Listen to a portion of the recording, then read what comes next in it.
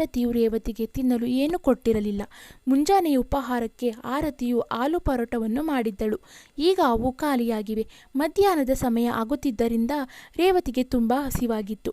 ಆದರೆ ಆರತಿಯು ಮುಂಜಾನೆ ಆಲೂ ಪರೋಟವನ್ನು ಹೊಟ್ಟೆ ಬಿರಿಯುವ ಹಾಗೆ ತಿಂದಿದ್ದರಿಂದ ಮಧ್ಯಾಹ್ನದ ಊಟ ಅವಳಿಗೆ ಬೇಡವಾಗಿತ್ತು ಮತ್ತು ಊಟಕ್ಕೆ ಅಡುಗೆ ಏನೂ ಮಾಡಿರಲಿಲ್ಲ. ತುಂಬ ಹಸಿವಾದ್ದರಿಂದ ರೇವತಿಯು ಆರತಿ ಹತ್ತಿರ ಬಂದು, ಸೊಸೆ, ನನಗೆ ತುಂಬ ಹಸಿವಾಗಿದೆ, ತಿನ್ನಲು ಏನಾದರೂ ಹಾಕಿಕೊಡು ಎಂದು ಕೇಳಿದಳು. ಅತ್ತೆಯ ಮಾತನ್ನು ಕೇಳಿದ ಸೊಸೆ, ನಿಮಗೆ ಯಾವಾಗಲೂ ಬರೀ ಹಸಿವಾಗಿರುತ್ತದೆ, ಬೇರೆ ಮಾಡಲು ಕೆಲಸವಿಲ್ಲ ನಿಮಗೆ. ಆ ಟೇಬಲಿನ ಮೇಲೆ ಸ್ವಲ್ಪ ಕಡಲೆಕಾಳು ಇವೆ, ಅವನ್ನೇ ತಿಂದು ನೀರು ಕುಡಿದು ಮಲಗು ಅಂತ ಕಟುವಾಗಿ ಹೇಳಿದಳು ಆರತಿ. ಇಂದು ಮಧ್ಯಾಹ್ನ ನಾನು ನನ್ನ ಫ್ರೆಂಡ್ಸ್ ಜೊತೆ ಹೊರಗಡೆ ಹೊರಟಿದ್ದೇನೆ, ಅಡುಗೆಯನ್ನು ರಾತ್ರಿಯೇ ಮಾಡುತ್ತೇನೆ ಎಂದು ಆರತಿ ಹೇಳಿದಾಗ ರೇವತಿಗೆ ತುಂಬ ಬೇಜಾರಾಯಿತು ಮತ್ತು ಮೇಲುಧ್ವನಿಯಲ್ಲಿ ಕೇಳಿದಳು, ನೀನು ಒಪ್ಪೋದಾದರೆ ನನಗಾಗುವಷ್ಟು ಏನಾದರೂ ಮಾಡಿಕೊಂಡು ತಿನ್ನಲೆ ಎಂದು. ಅದಕ್ಕೆ ಆರತಿ ಸಿಟ್ಟಿನಿಂದ ಹೇಳಿದಳು, ನಿಮ್ಮೊಬ್ಬರಿಗೋಸ್ಕರ ಅಡುಗೆ ಮಾಡುತ್ತೀರಾ ಎಂದು ಹೇಳುತ್ತಾ ಅಡುಗೆ ಮನೆಗೆ ಹೋಗಿ ಫ್ರಿಡ್ಜ್ನಲ್ಲಿ ಇಟ್ಟಿದ್ದ ರಾತ್ರಿ ಉಳಿದ ಅನ್ನವನ್ನು ತಟ್ಟೆಯಲ್ಲಿ ಹಾಕಿಕೊಂಡು ರೇವತಿಯ ಮುಂದೆ ಇಟ್ಟು ತಿನ್ನು ಅಂತ ಹೇಳಿ ತನ್ನ ಪರ್ಸ್ ತೆಗೆದುಕೊಂಡು ಮನೆಯಿಂದ ಹೊರ ನಡೆದಳು. ರಾತ್ರಿಯ ಅನ್ನವಾದ್ದರಿಂದ ಮತ್ತು ಫ್ರಿಡ್ಜ್ನಲ್ಲಿ ಇರಿಸಿದ್ದರಿಂದ ಅನ್ನವು ಹಳಸಿ ಕೆಟ್ಟ ವಾಸನೆ ಬರುತ್ತಿತ್ತು. ರೇವತಿಯು ಸಿಟ್ಟಿನಿಂದ ಅನ್ನವನ್ನು ಡಸ್ಟ್ಬಿನ್ಗೆ ಹಾಕಿದಳು. ಅಡುಗೆ ಮನೆಗೆ ಹೋಗಿ ಬಿಸಿಯಾದ ಅನ್ನ ಸಾರು ಮಾಡಿಕೊಂಡು ತಿಂದು ಎಲ್ಲ ಪಾತ್ರೆಗಳನ್ನು ನೀಟಾಗಿ ತೊಳೆದಿಟ್ಟು ಬಂದು ತನ್ನ ರೂಮಿನಲ್ಲಿ ಮಲಗಿದಳು. ಮಾರನೇ ದಿನ ರೇವತಿ ತನ್ನ ರೂಮಿನಲ್ಲಿದ್ದಾಗ ಮಗ ರಮೇಶನು ಬಂದು ತಾಯಿ ರೇವತಿಗೆ ಹೇಳಿದ, ಅಮ್ಮ, ಈ ಕಾಲದಲ್ಲಿ ವಸ್ತುಗಳ ಬೆಲೆ ತುಂಬ ಏರಿಕೆಯಾಗಿದೆ. ಅಪ್ಪ ತೀರಿಕೊಂಡು ಬಹಳ ದಿನಗಳಾಗಿಲ್ಲ. ಅದರ ಖರ್ಚು ತುಂಬ ಬಂದಿದೆ. ಮನೆ ನಡೆಸಲು ನನಗೆ ತುಂಬ ಕಠಿಣವಾಗುತ್ತಿದೆ. ಅದಕ್ಕೆ ಮನೆಯ ಒಂದು ರೂಮನ್ನು ಬಾಡಿಗೆ ಕೊಟ್ಟರೆ ಸ್ವಲ್ಪ ಹಣದ ಸಹಾಯವಾದಂತಾಗುತ್ತದೆ ಎಂದು ಹೇಳಿದ. ರೇವತಿಯು, ಮಗನೇ, ನಿನಗೆ ಹೇಗೆ ಇಷ್ಟವೋ ಹಾಗೆ ಮಾಡು. ರಮೇಶನು ತನ್ನ ಗಂಟಲು ಸವರುತ್ತಾ, ಅವ್ವ, ನೀನು ಈ ರೂಮನ್ನು ಬಿಟ್ಟು ಕೆಳಗಿನ ಸಣ್ಣ ರೂಮಿನಲ್ಲಿ ಇರು. ಆ ರೂಮಿನಲ್ಲಿ ಟಾಯ್ಲೆಟ್ ಮತ್ತು ಬಾತ್ರೂಮ್ ಇಲ್ಲವಾದ್ದರಿಂದ ಬಾಡಿಗೆದಾರರು ಆ ರೂಮಿನಲ್ಲಿ ಇರಲು ಇಚ್ಛಿಸುವುದಿಲ್ಲ. ಅದಕ್ಕೆ ಈ ರೂಮನ್ನು ಬಾಡಿಗೆ ಕೊಡೋಣ ಅಂತ ಹೇಳಿದ. ರೇವತಿ ದಿಗ್ಭ್ರಾಂತಳಾಗಿ, ಮಗನೇ, ಆ ರೂಮು ಸಣ್ಣದಿದೆ, ಮೇಲಾಗಿ ಅದರಲ್ಲಿ ಟಾಯ್ಲೆಟ್ ಬಾತ್ರೂಮ್ ಇಲ್ಲ. ನಾನಲ್ಲಿದ್ದರೆ ಟಾಯ್ಲೆಟ್ ಬಾತ್ರೂಮ್ಗೆ ಏನು ಮಾಡಲಿ ಎನ್ನುತ್ತಾಳೆ. ಅವ್ವ, ನೀನು ವರಂಡದಲ್ಲಿಯ ಟಾಯ್ಲೆಟ್ ಉಪಯೋಗಿಸು. ನೀನಾದರೂ ಮನೆಯಿಂದ ಎಲ್ಲಿಗೂ ಹೊರಗೆ ಹೋಗುವುದಿಲ್ಲ. ಬಾಡಿಗೆದಾರರಿಗೆ ಎಲ್ಲ ಅನುಕೂಲತೆಗಳಿದ್ರೇ ಬಾಡಿಗೆಗೆ ಬರುತ್ತಾರೆ. ಅಷ್ಟಕ್ಕೂ ಈ ರೂಮು ತುಂಬ ದೊಡ್ಡದಿದೆ. ಅಪ್ಪ ಹೋದ ನಂತರ ಇಷ್ಟು ದೊಡ್ಡ ರೂಮು ನಿನಗೆ ಕೆಳಗಿನ ಸಣ್ಣ ರೂಮೇ ಸಾಕು ಎಂದನು. ರೇವತಿ ಸ್ವಲ್ಪ ಹೊತ್ತು ಸುಮ್ಮನೆ ಇದ್ದು, ಮಗನೇ, ಟೆರೆಸ್ ಮೇಲಿನ ರೂಮನ್ನು ಬಾಡಿಗೆ ಕೊಡಬಹುದಲ್ಲ, ಅದರಲ್ಲಿ ಬಾತ್ರೂಮ್, ಟಾಯ್ಲೆಟ್ ಎಲ್ಲ ಅನುಕೂಲವೂ ಇದೆ ಅಂದಳು. ಇಲ್ಲ ಅಮ್ಮ, ಆ ರೂಮನ್ನು ಬಾಡಿಗೆ ಕೊಡಲು ಬರುವುದಿಲ್ಲ. ಏಕೆಂದರೆ ಆರತಿಯ ತವರು ಮನೆಯವರು ಬಂದಾಗ ಅವರಿಗೆ ಇರಲು ಮತ್ತು ಯಾರಾದರೂ ಅತಿಥಿಗಳು ಬಂದಾಗ ಆ ರೂಮಿನ ಅವಶ್ಯಕತೆ ಇರುತ್ತದೆ ಎಂದನು. ರೇವತಿಗೆ ಎಲ್ಲ ತಿಳಿದು ಹೋಯಿತು. ಹೆಚ್ಚಿನ ವಿರೋಧ ಮಾಡದೆ ಒಲ್ಲದ ಮನಸ್ಸಿನಿಂದ ಒಪ್ಪಿಕೊಂಡಳು. ಕೆಳಗಿನ ಸಣ್ಣ ರೂಮಿಗೆ ಶಿಫ್ಟ್ ಆದಳು. ಅದು ಹಳೆಯ ರೂಮು ಆಗಿದ್ದರಿಂದ ರೇವತಿಗೆ ಕತ್ತು ಹಿಚುಕಿದಂತಾಗುತ್ತಿತ್ತು.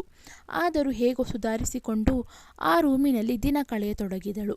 ಮನೆಗೆ ಹೊಸ ಬಾಡಿಗೆದಾರನಾಗಿ ಅಶೋಕ ಅನ್ನುವ ಯುವಕ ಬಂದ. ಅವನು ಒಂದು NGOದಲ್ಲಿ ಕೆಲಸ ಮಾಡುತ್ತಿದ್ದ. ಆರತಿ ಹಾಗೂ ರಮೇಶ ರೇವತಿಗೆ ದಿನವೂ ತಾತ್ಸಾರ ಮಾಡುವುದನ್ನು ಅಶೋಕನು ಗಮನಿಸುತ್ತಿದ್ದ ಮತ್ತು ತುಂಬ ಬೇಸರ ಪಟ್ಟುಕೊಳ್ಳುತ್ತಿದ್ದ. ದಿನ ಕಳೆದಂತೆ ಅವಳನ್ನು ಕಾಳಜಿಯಿಂದ ನೋಡಿಕೊಳ್ಳುತ್ತಿದ್ದ. ರೇವತಿ ಹಾಗೂ ಅಶೋಕನ ನಡುವೆ ಒಳ್ಳೆಯ ಬಾಂಧವ್ಯ ಬೆಳೆಯಿತು. ಆರತಿ ಮತ್ತು ರಮೇಶ ರೇವತಿಯನ್ನು ನೆಗ್ಲೆಕ್ಟ್ ಮಾಡುತ್ತಿದ್ದರು. ಆರತಿ ಊಟವಾಗಿ ಉಳಿದ ಅನ್ನವನ್ನು ತಟ್ಟೆಯಲ್ಲಿ ಹಾಕಿ ತಂದು ರೇವತಿಯ ಮುಂದೆ ಇಟ್ಟು ಹೋಗುತ್ತಿದ್ದಳು. ರಮೇಶನಂತೂ ತಾಯಿಯನ್ನು ಒರಳಿ ಕೂಡ ನೋಡುತ್ತಿರಲಿಲ್ಲ.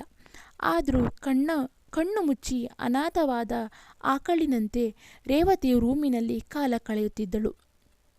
ರೇವತಿಗೆ ವೃದ್ಧಾಪ್ಯದಲ್ಲಿ ತನ್ನವರು ಅಂತ ಮಗನನ್ನು ಬಿಟ್ಟರೆ ಯಾರೂ ಇರಲಿಲ್ಲ.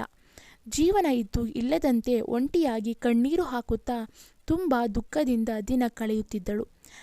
ಬರುತ್ತಾ ಬಾಡಿಗೆದಾರ ಅಶೋಕನೊಂದಿಗೆ ತನ್ನ ಮನಸ್ಸಿನ ನೋವನ್ನು ಹೇಳತೊಡಗಿದಳು.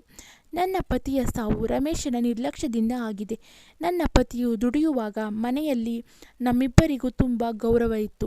ನನ್ನ ಪತಿಯು ದುಡಿಯಲು ಅಸಮರ್ಥನಾದಾಗ ಮನೆಯ ಎಲ್ಲ ಖರ್ಚು ರಮೇಶನ ಮೇಲೆ ಬಿತ್ತು. ನನ್ನ ಪತಿ ದುಡಿಯುವಾಗ ರಮೇಶ ತಾನು ದುಡಿದ ದುಡ್ಡನ್ನು ಕೂಡಿಟ್ಟುಕೊಳ್ಳುತ್ತಿದ್ದ. ನನ್ನ ಪತಿಯು ದುಡಿಯಲು ಅಸಮರ್ಥನಾದಾಗ ರಮೇಶನಿಗೆ ಮನಸ್ಸಿಲ್ಲದೆ ಅನಿವಾರ್ಯವಾಗಿ ಮನೆಯ ಖರ್ಚನ್ನು ನೋಡಿಕೊಳ್ಳಬೇಕಾಯಿತು. ಕ್ರಮೇಣ ತಂದೆ ತಾಯಿಯ ಖರ್ಚು ಅವನಿಗೆ ಹೊರೆಯಾಯಿತು. ಆದರೆ ಅವನಿಗೆ ಏನನ್ನು ಸ್ಪಷ್ಟವಾಗಿ ಹೇಳಲು ಸಾಧ್ಯವಾಗಲಿಲ್ಲ. ಅಷ್ಟರಲ್ಲಿ ನನ್ನ ಗಂಡನ ಆರೋಗ್ಯ ಹದಗೆಟ್ಟು ಇಹಲೋಕ ತ್ಯಜಿಸಿದರು. ವೈದ್ಯರ ಬಳಿ ಹೋದಾಗ ಅವರಿಗೆ ನಿಮೋನಿಯಾ ಇರುವುದು ಪತ್ತೆಯಾಗಿತ್ತು. ವೈದ್ಯರು ಸ್ವಲ್ಪ ಬೆಲೆ ಬಾಳುವ ಔಷಧಿಯನ್ನು ಬರೆದುಕೊಡುತ್ತಿದ್ದರು. ಇದರಿಂದ ರಮೇಶ ಹಣ ಉಳಿಸಲು ಬಯಸಿದ. ಆದ್ದರಿಂದ ರಮೇಶ ಅರ್ಧದಷ್ಟು ಔಷಧಿಯನ್ನು ಮಾತ್ರ ತರುತ್ತಿದ್ದ.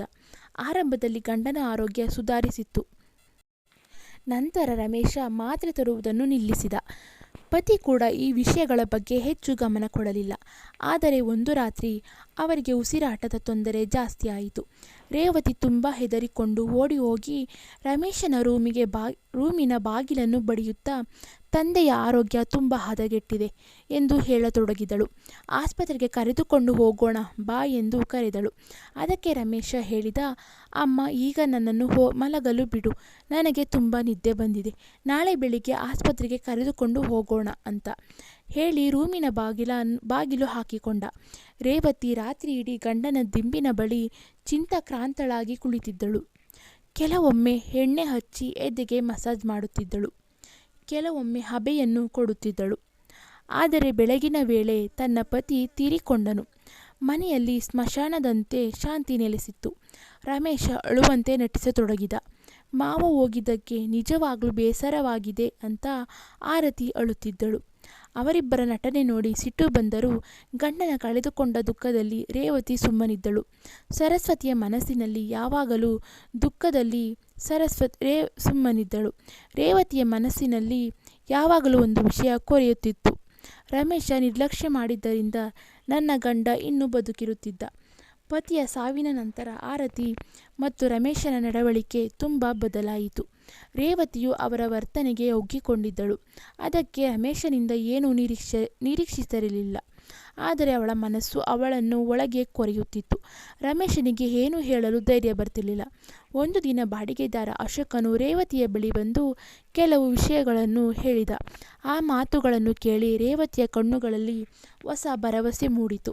ಮರುದಿನ ಬೆಳಿಗ್ಗೆ ರೇವತಿ ಆರತಿ ಮತ್ತು ರಮೇಶನ ಬಳಿಗೆ ಬಂದು ಹೇಳಿದಳು, ನಾನು ನಿಮ್ಮಿಬ್ಬರೊಂದಿಗೆ ಬಹಳ ಮುಖ್ಯವಾದ ವಿಷಯ ಮಾತಾಡಬೇಕು. ನಾನು ಇನ್ಮುಂದೆ ನಿಮ್ಮೊಂದಿಗೆ ಇರಲು ಇಚ್ಛಿಸುವುದಿಲ್ಲ. ನಾನು ವೃದ್ಧಾಶ್ರಮದಲ್ಲಿ ಇರುತ್ತೇನೆ ಎಂದು ಹೇಳಿದಳು. ರೇವತಿಯ ಮಾತನ್ನು ಕೇಳಿ ಆರತಿಗೆ ತುಂಬ ಸಂತೋಷವಾಯಿತು. ರಮೇಶ ಸ್ವಲ್ಪ ದುಃಖ ಬಂದಂತೆ ನಟಿಸಿದ.